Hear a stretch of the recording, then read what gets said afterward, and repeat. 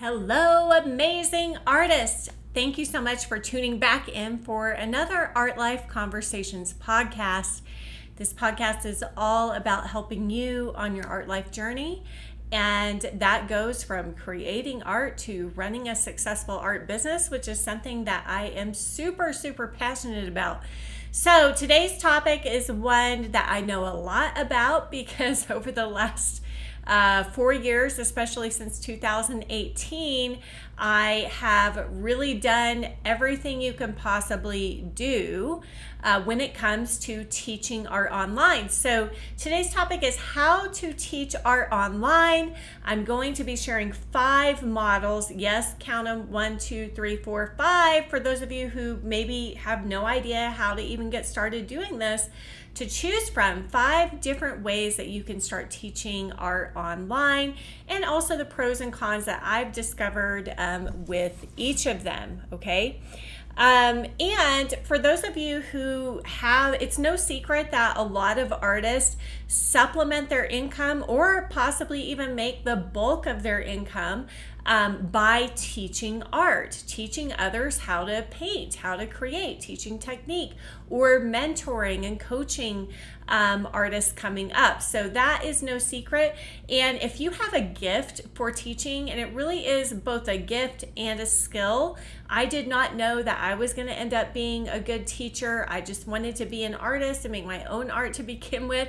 And then I found that I had this other gift that I had a huge passion for, and it is such a blessing to me to discover that I loved teaching and I loved helping other artists discover themselves as artists and build their skills. So if you have that gift, you are so fortunate to have it, as I know I have certainly studied with a lot of artists, even at art college, y'all, that did not have a gift for teaching or a very good skill set for teaching. And so it can be very painful for both that teacher and the student. So if you have that gift, relish it, cherish it. Now I'm going to give you some ammunition so that you can monetize that gift and that skill online better. So why would you want to start teaching online? Well, here we are 2 years, of course, after the start of COVID, and a lot of artists that I knew were primarily doing teaching in person. And so when COVID hit, they had to figure out how to make up that income, right? Like they were about to lose all of their in-person teaching income. So that is one reason, is that, it doesn't require travel. It's actually less expensive for the student. It's more convenient for both the student and for you. And there's also kind of some misconceptions out there that learning online is somehow not as good or somehow inferior. And of course, I think that there are obviously ways that we can make it so much better for the student and make it more beneficial and productive for them. Not all ways of online learning are quite as good as some others, and so just touch on that with the pros and cons. So it really gives everybody involved a great deal of freedom. A lot of times these can also be recorded. So if they happen to miss a class, then you can always send them the recording to the class if you choose to do that. And so it's just really super convenient. Usually it's more affordable, again, because going to an in-person class, and I taught in-person classes and workshops for probably a decade, actually.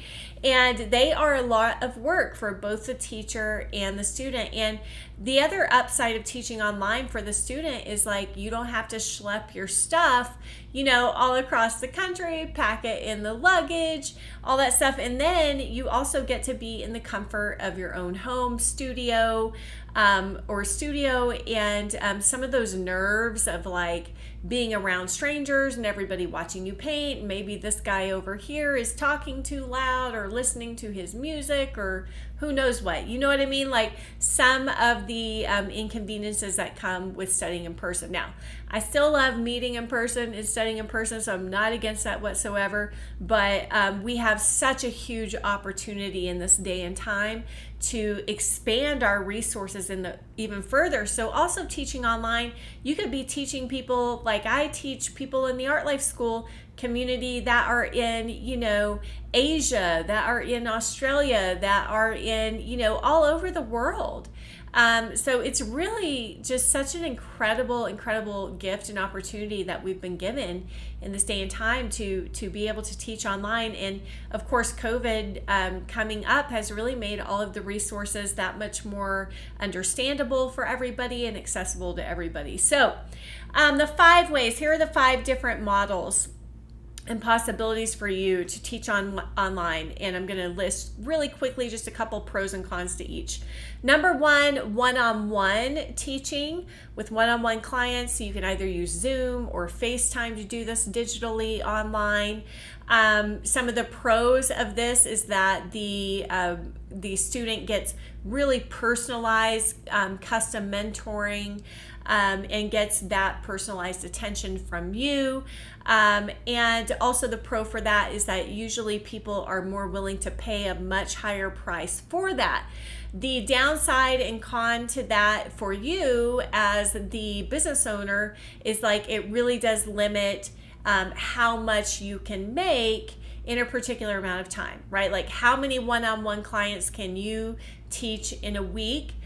So you just have to run the numbers to see like how many one-on-one clients could you teach in a day if you were going to do them back to back in a day for your week's teaching and get in your week income for your teaching. So those are the pros and cons, and you really just have to weigh that for yourself. Some people are so much better with one-on-one rather than doing large group or even small group settings.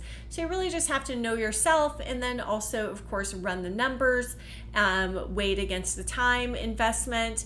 The other thing with doing one-on-one is scheduling, right? So both people have to schedule, make sure their schedules meet up. And of course, there's tools and things like that you can use, like Calendly, softwares that you can use like that to do the scheduling for you. Or if you have a VA that you're paying, can arrange that as well. Number 2 is small group classes or workshops. Also using something like Zoom. In that case, you would probably have to use something like Zoom or have it in a private Facebook group, something like that.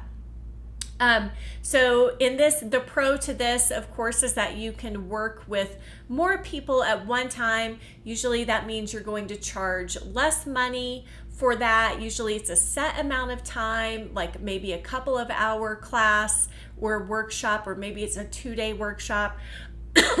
So you can usually make more money doing something like this if you can get more students enrolled into it, and so it allows you to reach multiple people at one time, and also limits the amount of time investment for you as the art educator, right? Okay, so that's the model number 2 that you can go with. Model number 3 is creating your own evergreen courses. The reason why they call these things evergreen is because, of course, you can make something one time and then sell it again and again and again. Now, this is often very appealing for most artists because they can record the content, produce the content in the privacy of their own studio or their own home. And these days, you can totally do all of this yourself. Oh my goodness, I do it all the time, right? And so most artists like that because they can do that, and then they can edit it or hire somebody to edit it. And then they can just keep reselling that particular course or video or something like that. And of course you can sell through places like Gumroad. There's all different kind of platforms that you could end up selling through. Thinkific is another platform. Anyway, so that is the pro to that. The downside to this for you as a business owner is that it does require constant promotion, right? Like you probably, and it requires constantly building your audience, constantly bringing in new customers and attracting new customers to that offer, to that evergreen offer. So if you have a certain size audience right now, and you create an evergreen course and you send out an email saying, hey, I've got this new course available, here it is, here's the price, then you might sell a certain amount, but then you also want to make sure that you're constantly promoting it, and also continuously marketing to keep building your audience so you get new sales for that product, right? Now, of course, you can create multiple evergreen courses like I did, which means you can create multiple offers throughout the year for your same audience. That will work as well. Of course, the con and the downside for the artists themselves in this case is that they're just consuming the material, consuming content. They're not going to get any one-on-one feedback from you or even group feedback from you. So there's a downside to the consumer, to the student, in terms of really maximizing their full potential for learning. Okay, but again, this is a very viable option, of course, for teaching online, one that many artists choose. But I just want everybody to be aware of the pros and cons of each. Okay, the number 4 model that you can do is very similar to doing this evergreen course thing, but doing it through like a third party, right? Like this, there's so many out there. It could be like Skillshare, Creative Live, Udemy. There's so many smaller groups as well. I know whenever, or you could even do it through Patreon, for example, I know is one that artists will sometimes do. I tried Patreon. I also worked with another woman who had set up a smaller company before I started doing my own stuff online. And the downside of this, of course, is that you're really reliant on their audience, their platform. Of course, you can drive your own traffic to it. And then also, usually the price points on those kind of platforms are set very low. At least I know the ones that I was working with. It's very competitive pricing. You know, it's not like you're going to probably make a lot of money doing that. Again, there's not a lot of one-on-one with the customers, with the students, so there's a downside to them as well for that. But a lot of people choose these options because it's easier, right? It's easier to do that. It's easier on your end as the educator and content provider. It's usually less responsibility, less work. You don't have to have your own website. You know, you're hosting it through somebody else's website. And then, of course, the other downside to that is that they are going to take a percentage, right? Much like a gallery or an art show would take a percentage of your profits. They're going to take a percentage for them taking on the responsibility of hosting that platform and doing their marketing to attract a bigger audience. So some of these third parties have really large audiences, but they also have a lot of content creators. So you're also competing with a lot of other content creators. Okay, the 5th way to start teaching online, and my personal favorite, which does come with the highest level of responsibility, but also, in my opinion, the highest payoff, is the membership program. So hosting your own subscription membership program. I've been hosting mine since January 1st, 2018.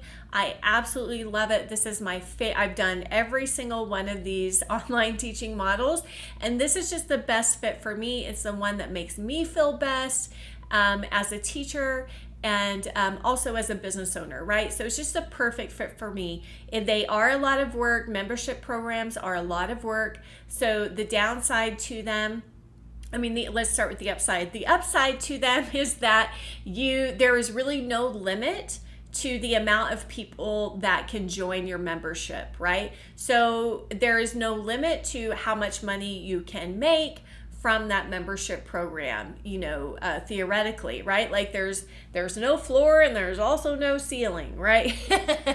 So if you don't create a really good membership program, a really good, enticing, irresistible offer, then you might not get that many people enrolled.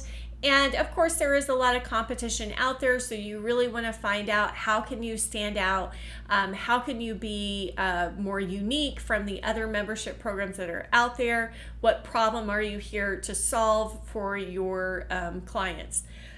So the upside is that there's really no limit to the number of people you can work with at any given time. Everything is, you can do things pre-recorded or you can do things live. It can really be your choice how you want to do it.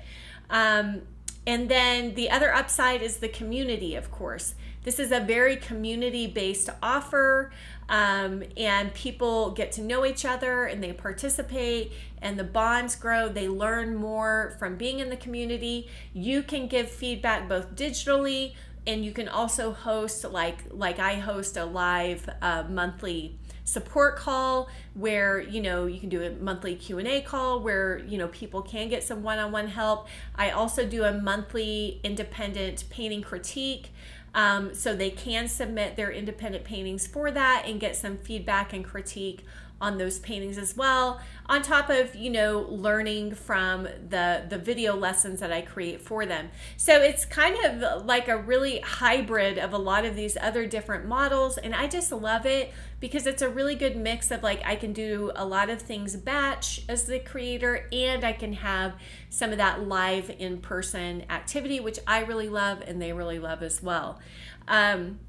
So there's a lot of upsides to that. The downside is really just the maintenance piece. It does take a lot of time and effort to maintain that. And then of course, maintaining enrollment, running those launch periods throughout the year to have open enrollment and get people in. And of course, with all of these things, no matter what you choose, you are going to have customer service, no matter which way you go. Maybe the only one would be number 4, signing up with a third party, would maybe have the least amount of work for you involved. It also usually produces the least amount of revenue and results, okay? And it also usually produces the least amount of connection with your customers, which impacts the amount of revenue that you can make, because everybody buys from those who they know, like, and trust. So it's all relationships, right? So whoever they build a relationship with stronger is usually who they're going to trust more and continue to do business with. So that's other downside of that, signing up with a third party. It's just a disconnection from the customers. And sometimes too, you don't even get those customers' information, which is another downside. So that would probably be my least favorite one out of these models. And my favorite model is the membership program, of course, because I've been doing it for almost 5 years now and I freaking love it. So, all right, everybody, artists, I hope that this has been helpful to you. And be sure to hop over to artlifewithkelli.com, Kelli. You can also send in, questions or comments if you like this podcast, or if you have topics you'd like me to discuss. You can also email those in over there on that website. So go to artlifewithkelli.com. You can click contact support if you want to send me an email. And check out all of the courses and also the free resources that are over there for you. There's a skill quiz. There's a free chapter of my still life painting book as well for you. And if you're an artist looking to build your art business, I have resources for you as well. And I will be having an in-person Art Stars Business Breakthrough Retreat right here in Denver that I'm so super excited about. It's a 3-day retreat, and we are going to dive deep into your art businesses and make sure that you guys walk out with a successful plan in place to run your art business. Okay, until next time, artists, happy creating. Bye.